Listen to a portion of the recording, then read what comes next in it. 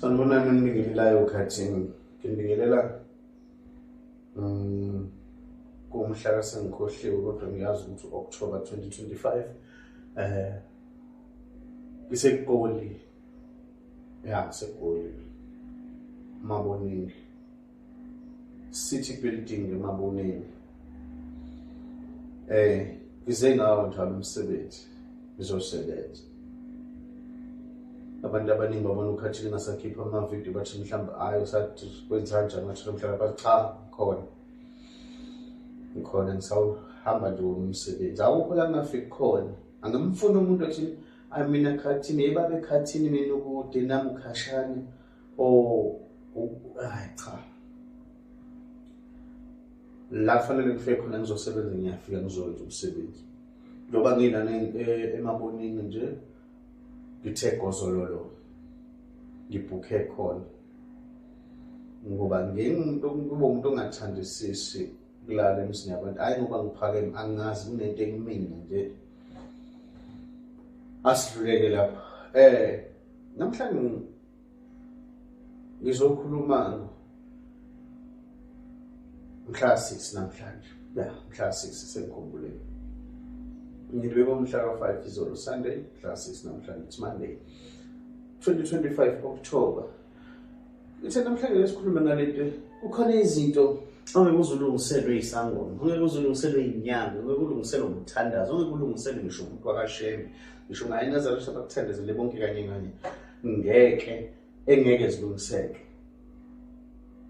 Kunezinto ezingadingi kuthina ukuthi ulungiselwe isona, kodwa isiphakathi kwakho nedlozi lakho. Kunezinto othi wena owazona uzona uthembile ukuthi ngizoyisa ngomini kanti ushaye phansi kwashunquthulu ukhe phansi ukhamba ligcwele ngeke ilungiswe abanye abantu lezo nkinga ngoba emhlabeni nje basiphila kufanele sakukele ukuthi zikhona inkinga ezingalungiseki zikhona izinto esizonayo esizimoshayo ezingeke zisabuyele emuva.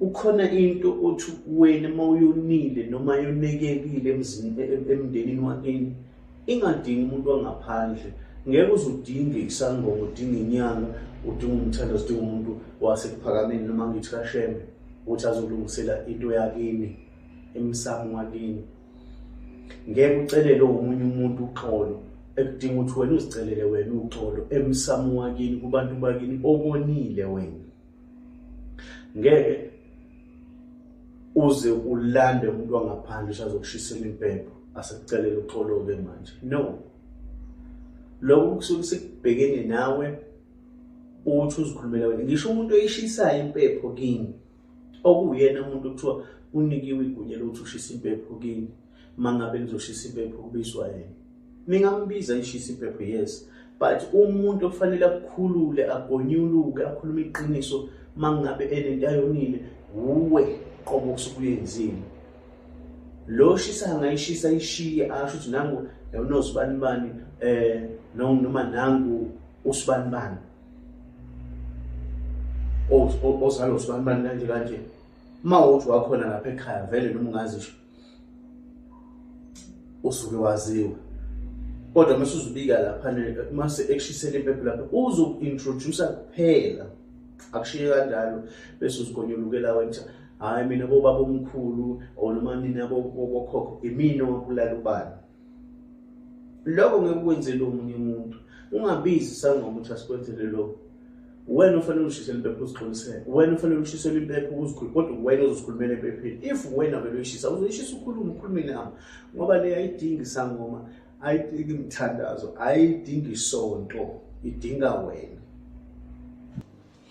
manje abantu into abayenzayo izono zabo bablema abathandazi bablema izangoma bablema uzuthini umuntu usekhuluma kabi umuntu osiza abantu usekhuluma kabi umuntu osonto kaShem bese athi umnyayi kodwa mina wangisiza athi mina ayisuka nje lo baba wahluleke or lo mama nje hayi wabhede lalelani bakwethu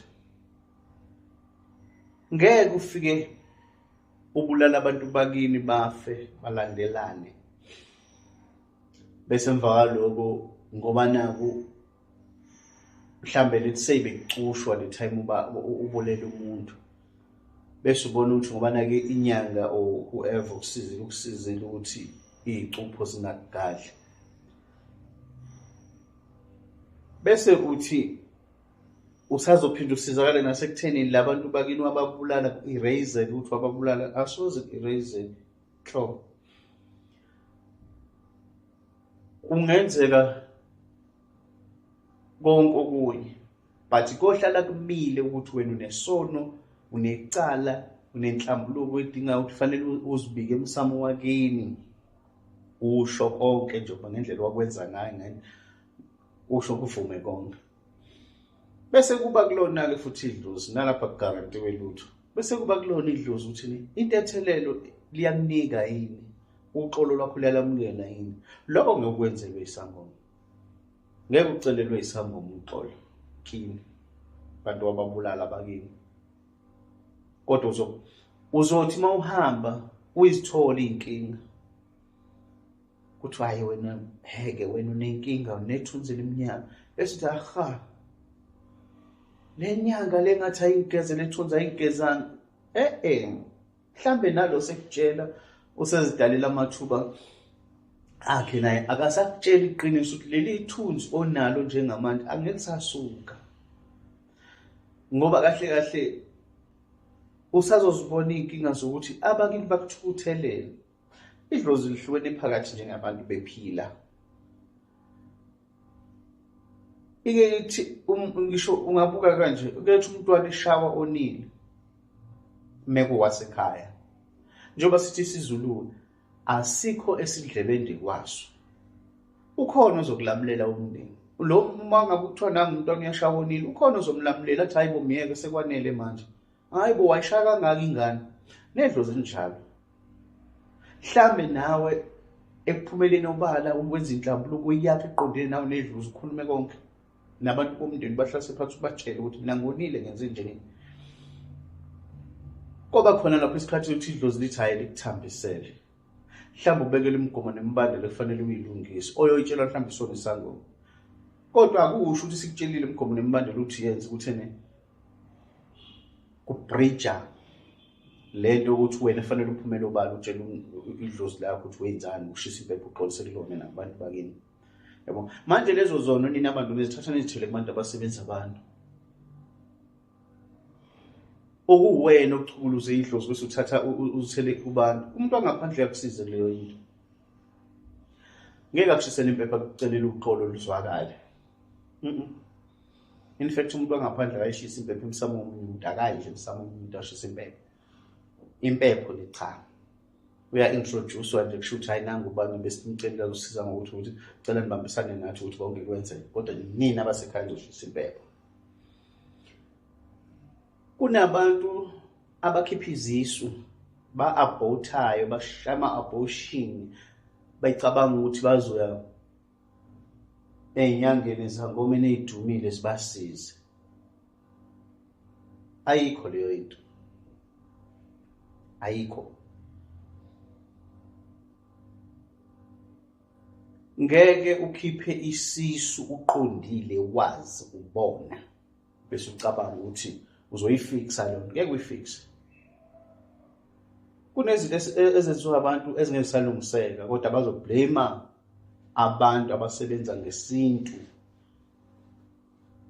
Amacala akho umuntu awashiftela athi akakwazi lokusebenza abantu. Nangi ngingakutshela kona, umuntu osizakalayo owenzekelwe i-miscarriage into akade engayazi ukuthi izokwenzeka, imzume abone seyenzeka ukuthi naku sekukanje konakala, iyalungiseka. Kodwa wena ukhiphe isisu, ungagijimeli lo muntu osize umuntu we-miscarriage bese ucabanga ukuthi uzokusiza nawe. Lo muntu one-miscarriage yini ngathini wehlelwe isehlakalo. Wena ukhiphe ingane ngeyinhloso uthi hayi mina ngisafuna ukugana ngingenangane kwaziwa ukuthi anginangane. Ngisafuna ukugana mina kwazi ukuthi umkhwenyana wami ingane yokuqala nje ngitholiswe uye. Mina ngisafuna ukuyosebenza mina. Ngisafuna umsebenzi mina lo msebenzi engifunayo awudeserve ukuthi awufuni umuntu onengane. Ngeke ngikwazi ukukhona ake ngilivalele ukuthi na ngifuna umuntu awufuna ukuthi sengangiyaxolisa lapha. Ake sithi uthi wena ngeke ukwazi ukukhona ukuthola unengane ngoba uzokuphazamisa umntwana. Usho njalo wena bese uyam-abort umntwana ukufida idingo zakho, um-abort umntwana. Cabanga ukuthi uzoza kukhathini abese ukhathini ekulungiselela wena u-abort umntwana. No, noma ngathini nikhohlisane nikhuluma amampunge wodwa nithi hayi kushuthi yena akwazi ukulungisa. Deep down wonke umuntu osebenza abantu uyazi ngeke uze akulungise wena. Into ezolungiseka umntwana. Umntwana ngoba um-abhorthile angacala uzokwazi ni wena utetiswe yena ateteke kuwena ngokosika aphume. Agezwe, agqokiswe, aqanjwe igama, enzelwe ilathi, afakwe ekhaya. Abese wena sonakala isikhohlakala. Uzosala nenkinga zakho. Ukuthi umuntu bakubani umama ubani ukusizile wageza umntwana mqamba igama nje ilathi watetiswa yena. Akusho ukuthi inkinga ziphelile kuwena. Ibhande lenkinga zakho lisalulekile zakho wedwa. Ibhande lenkinga zakho lona lisalulekile zakho wedwa ngoba unesono edlozini lakini ukuthi yazi ngikutshela baningi ngabo abantu abafuna izingane abazithola.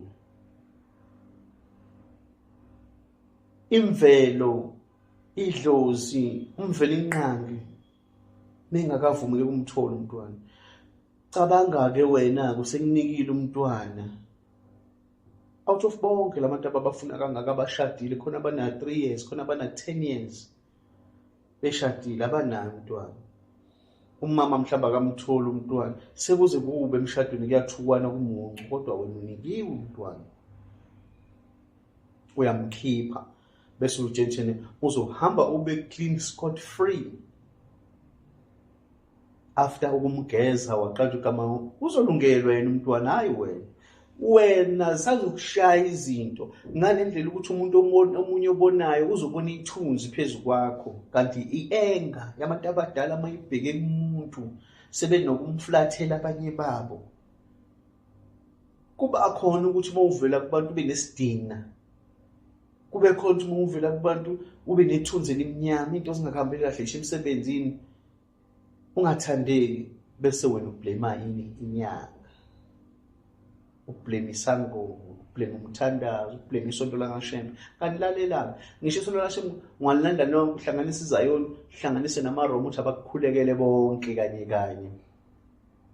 Thathwe iZayoni zokushayisa isikhalanga emanzini phakathi olwandle deep.